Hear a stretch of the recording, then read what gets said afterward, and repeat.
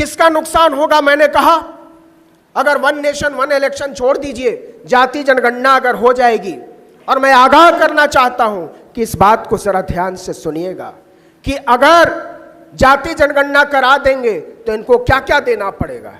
इनको नौकरी देनी पड़ेगी, इनको रोजगार देना पड़ेगा, इनको हिस्सेदारी देनी पड़ेगी, और इन सबसे ज्यादा समानता का अधिकार देना पड़ेगा। और ये कुछ भी हो जाए, आदमी और आदमी को बराबर मानने को तैयार नहीं है। इनको सबसे ज्यादा डर लगता है आदमी और आदमी के बराबर हो जाने से। इनका पूरा धंधा आदमी और आदमी के बीच की दूरी पर चलता है। तो ये धंधेबाज लोग, नफरत के धंधेबाज हमको बताते हैं लोकतंत्र क्या है, लोकशाही क्या है, डेमोक्रेसी क्या है, डाइवर्सिटी क्या है। ये तो हम जानते हैं। और अगली बात जो मैं कहने जा रहा हूं वो जरा ध्यान से सुनिएगा, क्योंकि एक ऐसी बात है जो पीढ़ियों के मुस्तकबिल से जुड़ा हुआ है, और आप अगर वहां से आगे निकल गए हैं तो आपकी आने वाली नस्लें ये नुकसान झेलेंगी। और वो डर है शिक्षा को खत्म किए जाने का। इस मुल्क में पूरी तैयारी हो चुकी है कि दलितों को, पिछड़ों को, आदिवासियों को, यहां तक कि गरीब सवर्णों को पढ़ने नहीं देना है, क्योंकि जो आदमी पढ़ लिख जाएगा, जो लड़की पढ़ लिख जाएगी, वो आपके लिए लाठी उठाने से इनकार कर देगा। तो इस देश में ड्राइवरों की, दरबानों की, जूठे बर्तन धुलने वालों की कमी ना हो जाए, इसलिए पिछले दरवाजे से शिक्षा का निजीकरण किया जा रहा है। आपको लगता होगा कि इसमें आपका फायदा है, लेकिन मैं बताता हूं, और मैं अपने तजुर्बे से बताता हूं, मेरे अपने पूरे जीवन में 6ठी क्लास से लेकर और पीएचडी तक एक भी रुपया मैंने प्राइवेट संस्थान को नहीं दिया। 1 रुपया नहीं। मैंने किसी प्राइवेट स्कूल से पढ़ाई नहीं की, किसी प्राइवेट कॉलेज, किसी प्राइवेट यूनिवर्सिटी, कहीं से कोई ट्यूशन, कोई कोचिंग, कुछ भी नहीं किया। क्यों? क्योंकि मेरे पिता की हैसियत नहीं थी। फिर भी मैं यहां तक पहुंचा, तो क्या मुझे किसी सरकार ने पहुंचाया? क्या मुझे किसी पूंजीपति ने पहुंचाया? नहीं, मुझे और मेरी तरह के तमाम लोगों को, करोड़ों करोड़ लोगों को यहां तक इस देश के संविधान ने पहुंचाया। मुझे बाबा साहब ने यहां तक पहुंचाया है कि आज मैं आपसे बैठकर बात कर पा रहा हूं। मैं इस लायक हो पाया हूं कि आप दिल्ली से बुलाकर मेरी बात सुन रहे हैं। लेकिन यही अधिकार मेरे बच्चों को, आपके बच्चों को, आपके बच्चों के बच्चों को हासिल रहेगा कि नहीं, मुझे इसमें खतरा नजर आता है। जरा सोचिएगा कि इस देश में 479 राज्यों के विश्वविद्यालय हैं, अलग अलग राज्यों के, जिनको हम स्टेट यूनिवर्सिटी कहते हैं। 56 सेंट्रल यूनिवर्सिटी हैं। लेकिन प्राइवेट यूनिवर्सिटी जानते हैं कितने हैं? 455। 124 डीम्ड यूनिवर्सिटी इसमें से अलग है, उसमें से आधा प्राइवेट। मतलब 500 से ज्यादा यूनिवर्सिटीज इस देश में प्राइवेट खोल दिए गए, जहां कोई पूछने वाला नहीं है कि फीस कितनी लेते हो और रिजर्वेशन देते हो कि नहीं। और पता है 1995 में इस देश में केवल 1 प्राइवेट यूनिवर्सिटी थी।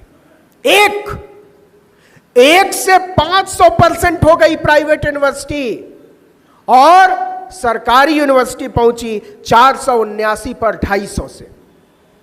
ये इस देश का भविष्य है।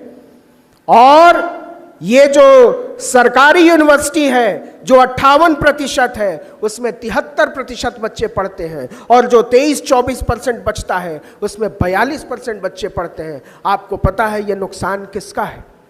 आप नजर उठाकर देखिए कि जो MBA की पढ़ाई हो रही है, जो इंजीनियरिंग की पढ़ाई हो रही है, जो टेक्निकल एजुकेशन हो रहा है, वो सब के सब प्राइवेट यूनिवर्सिटीज पढ़ा रही हैं। और प्राइवेट यूनिवर्सिटीज क्यों पढ़ा रही हैं? क्योंकि इस देश के दलितों, पिछड़ों, आदिवासियों, पसमानदा के बच्चे इंजीनियर ना बन सके, क्योंकि इस देश के गरीब लोगों के बच्चे डॉक्टर ना बन सके, क्योंकि इस देश के पिछड़े दलितों, आदिवासियों के बच्चे मैनेजर ना बन सके, बड़े अधिकारी ना बन सके।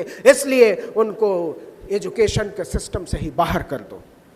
तो अगर हम बचाना चाहते हैं अपने भविष्य को, अगर हम बचाना चाहते हैं संविधान को, अगर हम बचाना चाहते हैं लोकतंत्र को, तो इसका सबसे आसान और सरल रास्ता है कि अपनी शिक्षा को बचाओ, अपनी शिक्षा को बचाओ।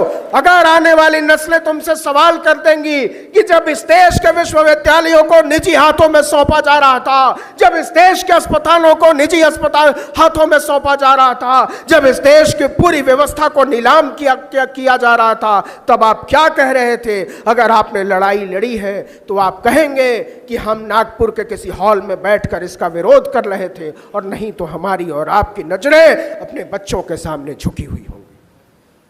उस रोज की तैयारी कीजिए। और यह बात बहुत बड़ी है कि अगर हम और आप एजुकेशन के सिस्टम से बाहर कर दिए गए तो हमको किसी जानवर के नाम पर, किसी मंदिर के नाम पर, किसी मस्जिद के नाम पर, किसी गुरुद्वारे के नाम पर, किसी गिरजाघर के नाम पर हमारे बच्चों के हाथों में तलवारें और लाठियां थमा दी जाएंगी, क्योंकि वो ऐसे बेरोजगारों की खोज में। एक बड़ा बुनियादी सवाल आपसे पूछता हूं। जो लोग कहते हैं कि पिछले 1500 साल का हिसाब लेना है, जो लोग कहते हैं कि हर मस्जिद को खोद डालो, जो लोग कहते हैं कि हर इबादतगाह को खोद डालो, मैं कहता हूं खोदना तो जरा और गहरा खोदना, पता चला वहां से बुद्ध के अवशेष निकल रहे हैं। लेकिन वो गहराई में खोदने से डरते हैं, वो ज्यादा गहराई में जाने से डरते हैं, क्योंकि उनको अंत में हमारे और आपके बच्चों के हाथों में तलवारें और लाठियां थमानी। जरा हिसाब देखिए साहब, इस देश के कृषि मंत्री शिवराज सिंह चौहान का बेटा कार्तिकेय पेंसिल्वानिया यूनिवर्सिटी USA से कानून की पढ़ाई करके आता है। राजनाथ सिंह का बेटा लीड्स यूनिवर्सिटी यूनाइटेड किंगडम से पढ़ाई करता है। पीयूष गोयल का बेटा हार्वर्ड यूनिवर्सिटी से पढ़ाई करता है। रविशंकर प्रसाद का बेटा कॉर्नेल यूनिवर्सिटी से पढ़ाई करता है। निर्मला सीतारमण की बेटी अमेरिका की यूनिवर्सिटी से पढ़ाई करती है। प्रकाश जावड़ेकर का बेटा बॉस्टन यूनिवर्सिटी से, एस जयशंकर का बेटा जॉर्ज टाउन यूनिवर्सिटी अमेरिका से, ज्योतिरादित्य सिंधिया का बेटा येल यूनिवर्सिटी से, हरदीप सिंह पुरी की बेटी वार्विक यूनिवर्सिटी से, गजेंद्र सिंह शेखावत की बेटी ऑक्सफोर्ड यूनिवर्सिटी से BA करती है। और हमको और आपको बताया जा रहा है कि हाथों में लाठियां उठाओ, एक कौम को खत्म कर दो, वरना तुम लोग खत्म हो जाओगे। अरे गद्दारों, इस मुल्क को समझाओ कि अपने एजुकेशनल संस्थानों को बचाओ, नहीं तो इस देश का लोकतंत्र खत्म हो जाएगा। तो हम तो लोकतंत्र को बचाएंगे, हम तो अपने एजुकेशन सिस्टम को बचाएंगे। और एक चीज जो बड़े अदब से कहना चाहता हूं कि ये जो लोग अमेरिका और इंग्लैंड से पढ़ाई करके आए हैं, वो क्या करते हैं? यही लोग हमारे बच्चों को कहते हैं कि तुमको पढ़ने की जरूरत नहीं है, तुमको वेद विद्यालयों में जाने की जरूरत है, तुमको धोती पहनने की जरूरत है, तुमको टीका लगाकर किसी मंदिर का घंटा बजाने की जरूरत है, वरना इस देश में तुम जी नहीं पाओगे। तो हमारे बाल बच्चों को भिखारी बना देने की ये जो राजनीति है, इसको समझने की जरूरत है। एक सवाल पूछता हूं आपसे, और जरा ध्यान दीजिएगा। आप खुशकिस्मत हैं, आपके यहां कांवड़ यात्रा नहीं निकलती है। हमारे यहां जब कांवड़ यात्रा निकलती है तो लोग भयभीत हो जाते हैं। यह अजीब धर्म का फलसफा चला है कि लोगों को डराने वाली चीज को वो धर्म कहते हैं। लेकिन एक बात बताइए, ये जो कांवड़ यात्राओं पर हेलीकॉप्टर से फूल बरसाते हैं, कभी उनको कांवड़ में शामिल होते देखा है? कभी राजनाथ सिंह के बेटे को कांवड़ ढोते हुए देखा है? कभी अमित शाह के बेटे को कांवड़ ढोते हुए देखा है, कभी नरेंद्र मोदी के बेटे को, नरेंद्र मोदी को खुद कांवड़ ढोते हुए देखा है। क्या आपने कांवड़ ढोते हुए देखा है लाल कृष्ण आडवाणी को? बाकी छोड़िए, योगी आदित्यनाथ तो संत हैं, कभी उनको कांवड़ ढोते हुए देखा है? मैं गारंटी देता हूं, मैं चुनौती देता हूं कि एक तस्वीर नरेंद्र मोदी निकाल कर दिखा दे अपनी कांवड़ ढोते हुए, एक तस्वीर दिखा दे योगी आदित्यनाथ अपनी कांवड़ ढोते हुए, मैं अपनी पूरी पत्रकारिता खत्म कर दूंगा उसी रोज।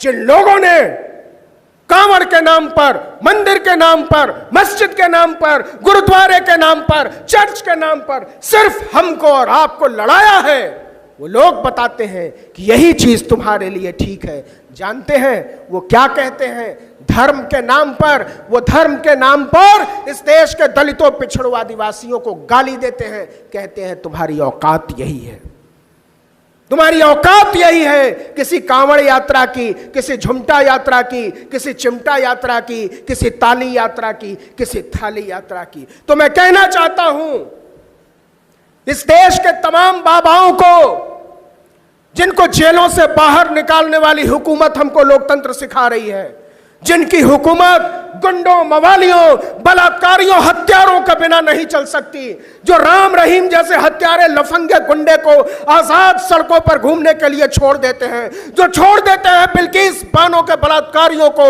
जो छोड़ देते हैं आसाराम बापू जैसे दरिंदे को, वो कहते हैं कि तुमको अपने घरों में कैद रहना होगा।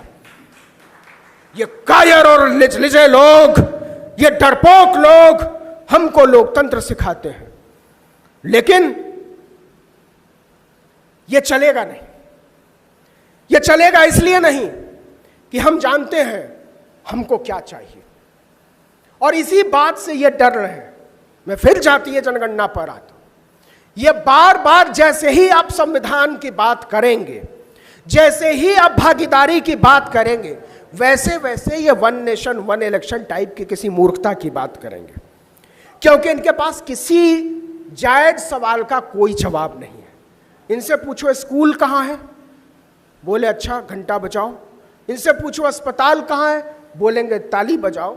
इनसे पूछिए मास्क कहाँ है, कोरोना की दवाई कहाँ है, ये कहते थाली बजाओ, टॉर्च जलाओ। अरे ये देश तुम्हारा बंधक है, क्या चाहते हो कि इस देश के लोग हमेशा ताली, थाली, टॉर्च जलाते, बजाते, बुझाते रहें? नहीं, ये 10 साल में सारा तिलिस्म हवा की तरह उड़ गया है। लेकिन यह बात आगे जाएगी, और मैं बड़ी साफगोई से कहना चाहता हूं, कहीं ऐसा तो नहीं